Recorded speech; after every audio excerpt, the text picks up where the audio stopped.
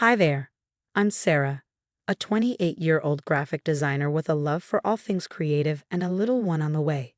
Before I jump into my story, make sure to hit that like button and subscribe if you want to hear more of my wild adventures. Right now, I'm in my living room, surrounded by a vibrant mix of yellow and green decorations. My best friend, Emily, is balancing on a ladder, carefully hanging the final welcome baby banner. Emily, you're truly a lifesaver, I exclaim, gently patting my round belly. I honestly don't know how I'd manage this gender-neutral shower without you. She flashes a mischievous grin at me. That's what best friends are for, Mama. Besides, driving your mother-in-law crazy with all this yellow and green is just too much fun. I can't help but laugh. Oh, don't even remind me. Linda's been bombarding me with texts about the baby's gender. Honestly, if I get one more old wives' tale about how to figure out if it's a boy or girl, I might just lose it. Just then, my phone buzzes. Speak of the devil, Emily says, sliding down the ladder. Is that her again? I nod and show her the screen. Linda's asking if I'm craving salty or sweet foods, claiming it's a surefire way to predict the baby's gender. Emily rolls her eyes. Honestly, that woman could use a hobby. I couldn't agree more. I sigh, tossing my phone aside. Mark's doing his best to keep her at bay, but you know how relentless she can be. Just then, Mark walks in, looking slightly frazzled. Hey, babe. The nursery's all set. My dad will be bringing over the last of the furniture later. Thanks, hun.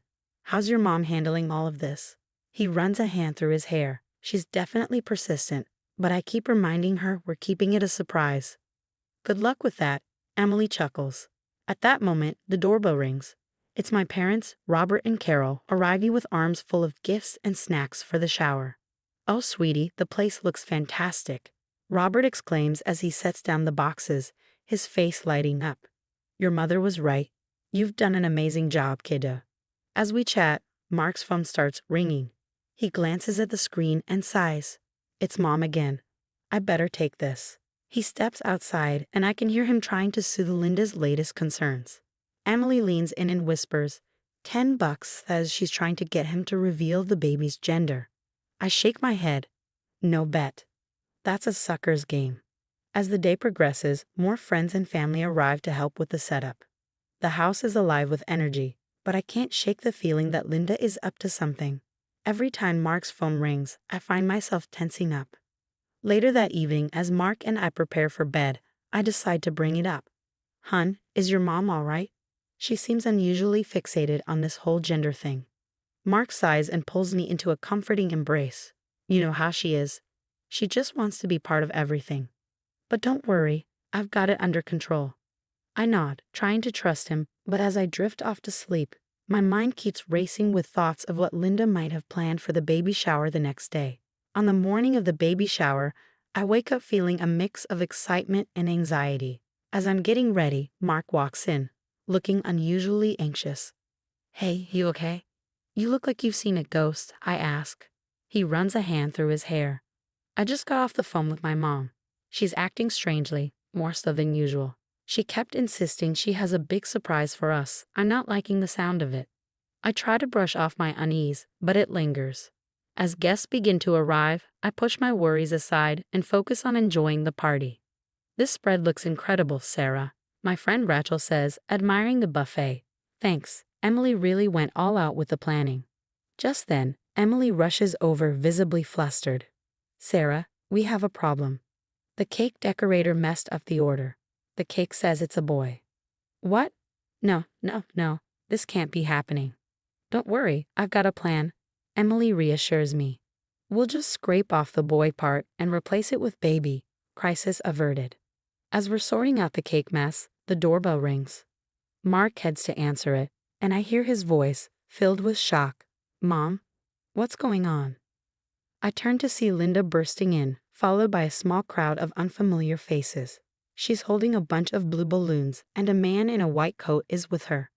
Surprise, darling, Linda exclaims brightly. I've brought the party to you. What's going on, Linda? I ask, trying to keep my voice steady. Well, since you two are so determined to keep the gender a secret, I decided to take matters into my own hands, Linda announces.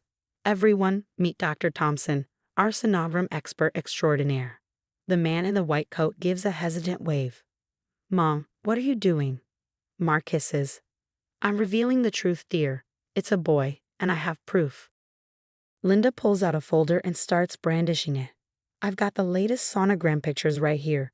Dr. Thompson will review them and confirm why I already know. I feel my face flush with a mix of anger and embarrassment. Linda, that's enough. This is our baby, and it's our decision. You have no right. Oh, pish posh. Linda interrupts. As the grandmother, I have every right to know. Emily steps in, trying to ease the tension. Hey, everyone, how about we switch gears and play some fun baby shower games? I've got a great one where we guess the baby's birthday. But Linda is relentless. She strides over to Dr. Thompson and thrusts the folder into his hands. Come on, doctor. Tell them what you see. The poor man looks alarmed. I'm not sure I should. Of course you should. Linda insists. I paid you well for this. The room gasps, and Mark's face turns pale. You did what? Linda's eyes widen in realization of her mistake. Oh, fine. Yes, I paid him. I've been trying to get the truth out of your obstetrician too, Sarah. I even offered her a very generous donation, but she wouldn't budge. I feel a wave of nausea. You tried to bribe my doctor. Linda, that's illegal. The room descends into chaos as Mark engages in a heated argument with his mother. How could you do this, Mom? This is a total invasion of our privacy. I was just trying to help. You two are being ridiculous with all this secrecy. I can't take it anymore. Linda's frustration boils over as she storms out of the room, locking herself in the nursery. Surrounded by the soft yellows and greens we picked out, I can hear the commotion continuing outside. What was meant to be a joyful day has devolved into a complete nightmare. 3 days have passed since the baby shower fiasco, and I'm still struggling to move on.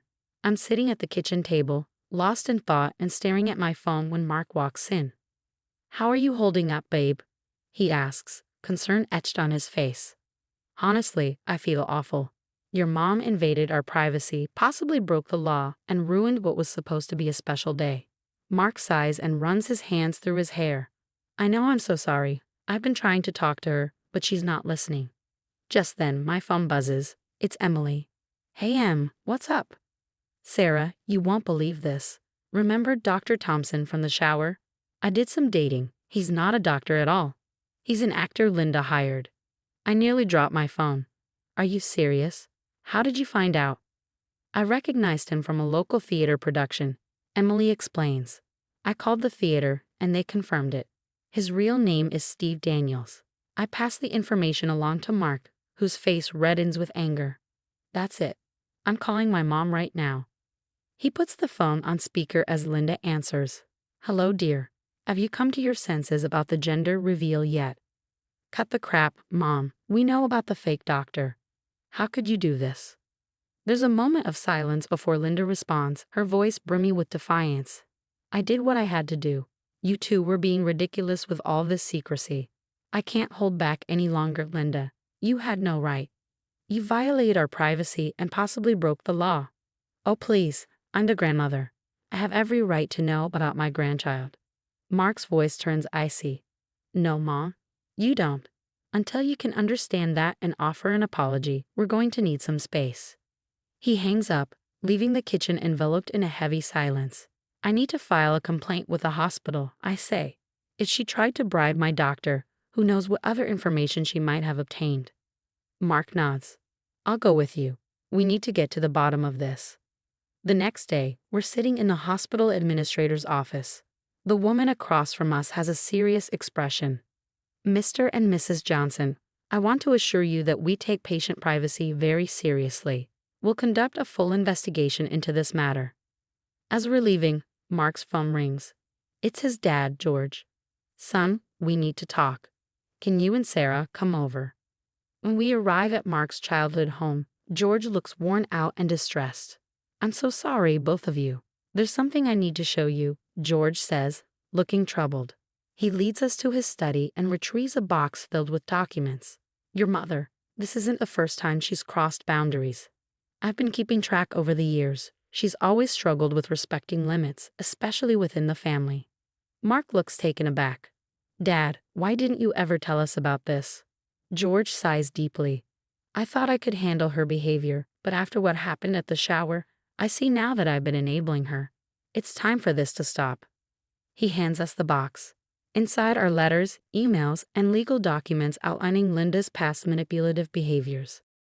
There was an incident with your cousin at Jenny's wedding, George explains. Linda tried to change the venue without informing anyone because she didn't like the original choice. And when your brother Tom was applying to colleges, she submitted applications in his name to schools he didn't want to attend. I feel a blend of vindication and sadness. George, thank you for showing us this. It's comforting to know we're not alone in dealing with her behavior.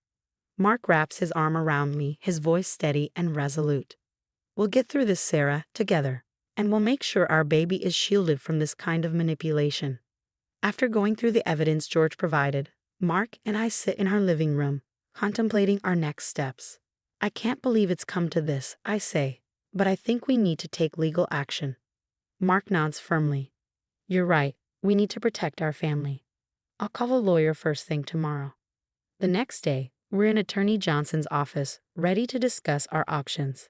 Based on what you've shared, we have grounds for a restraining order and potentially charges for invasion of privacy and harassment, Attorney Johnson says.